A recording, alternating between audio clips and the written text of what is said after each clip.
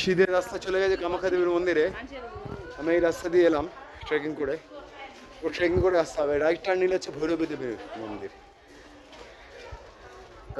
মায়ের দশমহাবিদ্যার মধ্যে একটা বিদ্যা ভৈরবী। তো আমি সেই মন্দিরের দিকে এগিয়ে গেছি।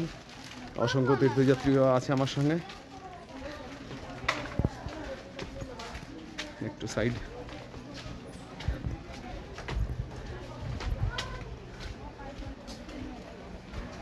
এই উপরে এই সিঁড়িটা দিয়ে উপরে হচ্ছে ধূমাবতীর মন্দির, ওই সামনে দেখতে পাচ্ছি। ঠিক তার পেছনটা হচ্ছে মেইন মন্দির, মূল মন্দির। এই হচ্ছে ভৈরবী দেবীর মন্দির। আমি আগে কখনো আসিনি, এই মন্দিরেই প্রথম যাচ্ছি, ফার্স্ট টাইম। ভেতরে ছবি তো তুলতে দেবে না, তবে আমি ক্যাম্পাসটা দেখাতে পারি। এই হচ্ছে ভৈরবী দেবীর মন্দির, পৌঁছে গেছি। এখানে একটা পুকুর আছে, সব বাবারা আছে এখানে মাছকে খাওয়াবার জন্য। বিরাট বিরাট কচ্ছপ আছে এখানে। এর ধারে যেতে মানা করেছে আমাকে, যে এই পুকুরে প্রচুর কচ্ছপ আছে, আপনারা তো দেখতেও পাবেন। এবার স্নান করছে লোকে।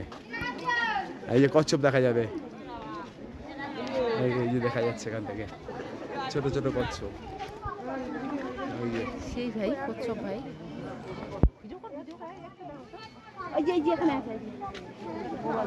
ওইদিকে পুরো কচ্ছপ আছে না?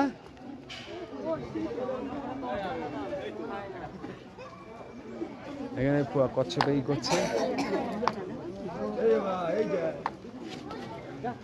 যাই হোক, আর কিছু দেখানো যাবে না।